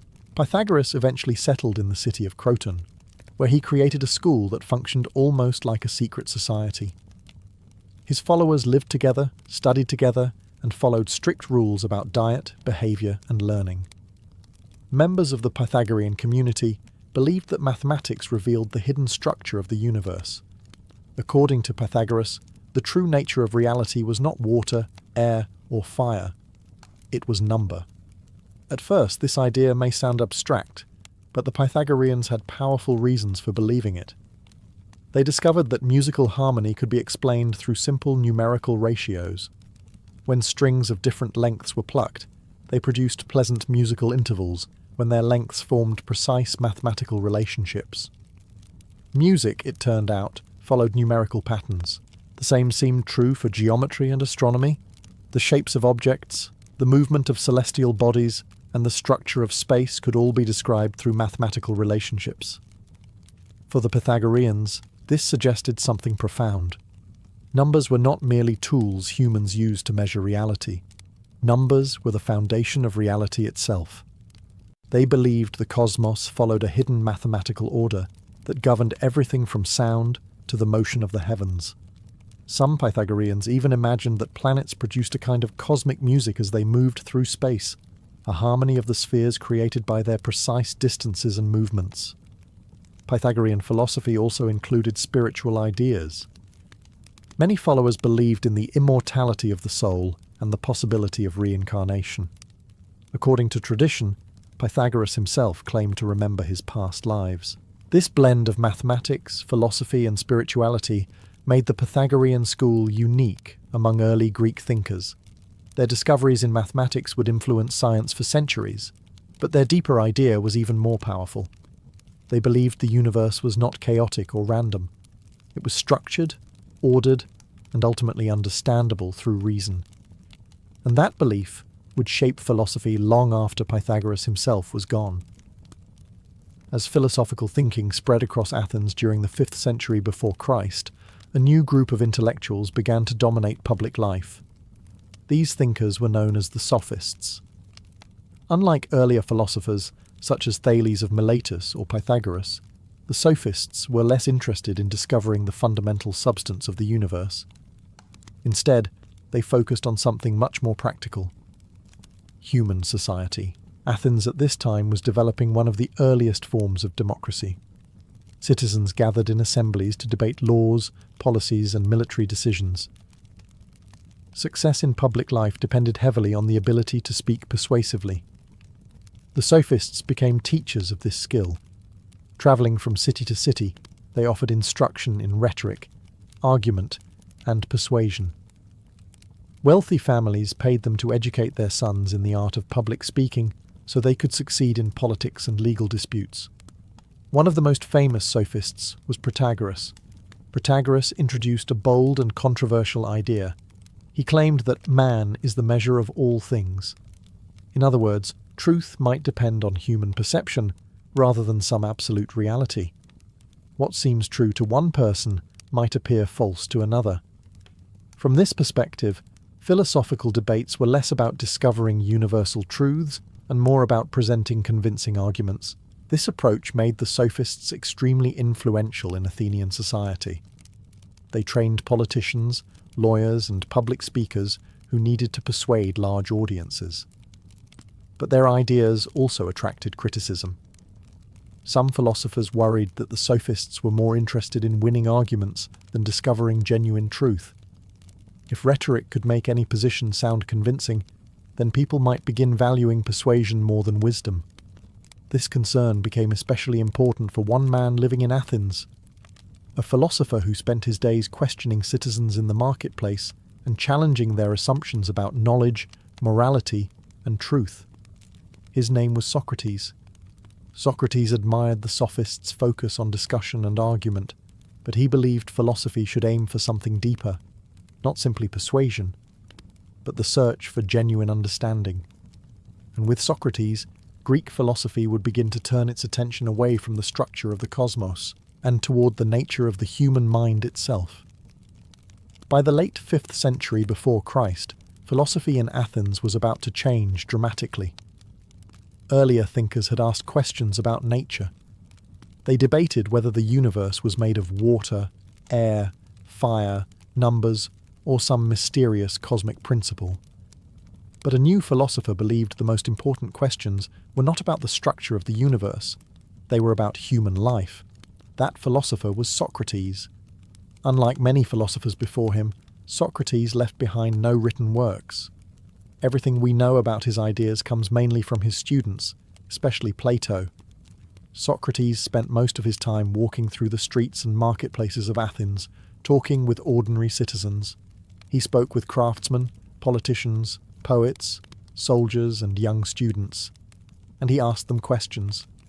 Simple questions at first. What is justice? What is courage? What does it mean to live a good life?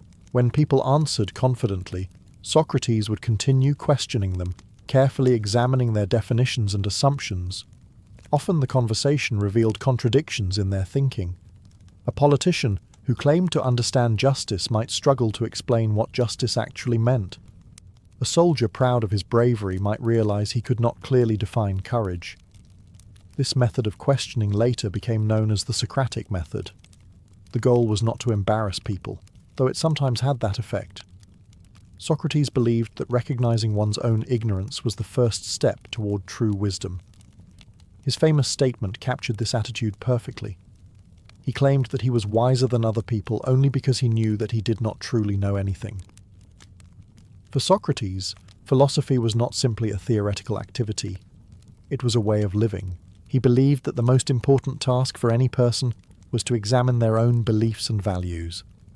Without reflection, he argued, people might live their entire lives following assumptions they had never truly questioned. He expressed this idea in one of the most famous statements in the history of philosophy. The unexamined life is not worth living. Socrates' relentless questioning made him both admired and unpopular in Athens. Some young Athenians loved listening to his debates, but many powerful citizens grew increasingly uncomfortable with a philosopher who constantly challenged the confidence of politicians and public figures. Eventually, those tensions would lead to one of the most famous trials in ancient history, and the death of the man who helped define philosophy itself. By the end of the 5th century before Christ, the influence of Socrates had spread widely through the streets of Athens. Young students gathered around him in public squares, fascinated by his relentless questioning. He challenged politicians, poets, generals, and craftsmen alike, asking them to explain the ideas they claimed to understand. But this constant questioning also created enemies. Athens had just endured years of political turmoil and war, including the devastating conflict known as the Peloponnesian War. The city was tense, uncertain, and suspicious of voices that seemed to challenge traditional authority. In this fragile atmosphere, Socrates' habit of publicly exposing people's ignorance did not always make him popular. Eventually, he was brought to trial. The official accusations were serious. His critics claimed that Socrates was corrupting the youth of Athens and showing disrespect toward the traditional gods of the city. According to his accusers, his questioning encouraged young citizens to doubt authority and reject established beliefs. During the trial, Socrates refused to flatter the jury or beg for mercy. Instead, he defended the value of philosophy itself. He argued that questioning ideas and examining life was not dangerous, but essential for a healthy society. If people stopped questioning their beliefs, ignorance and arrogance would take the place of wisdom. His defense was bold, even defiant, but it did not save him.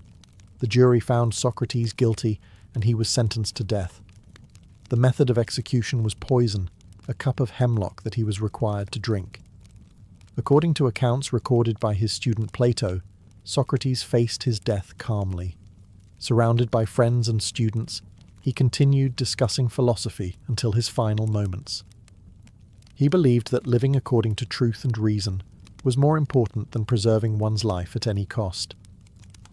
The death of Socrates shocked many Athenians and deeply influenced future thinkers. His students carried his ideas forward. Plato developed them into an elaborate philosophical system, and Plato's own student, Aristotle, would later shape fields ranging from logic and ethics to science and politics. What began with early thinkers questioning myth had now become a powerful intellectual tradition. Greek philosophy introduced the idea that human beings could understand the world through reason, debate, and careful thinking. And more than 2,000 years later, many of the questions first asked in ancient Greece still remain with us. Questions about truth, justice, knowledge, and the meaning of a good life. Questions that began when a few thinkers decided to ask a simple but revolutionary word: why?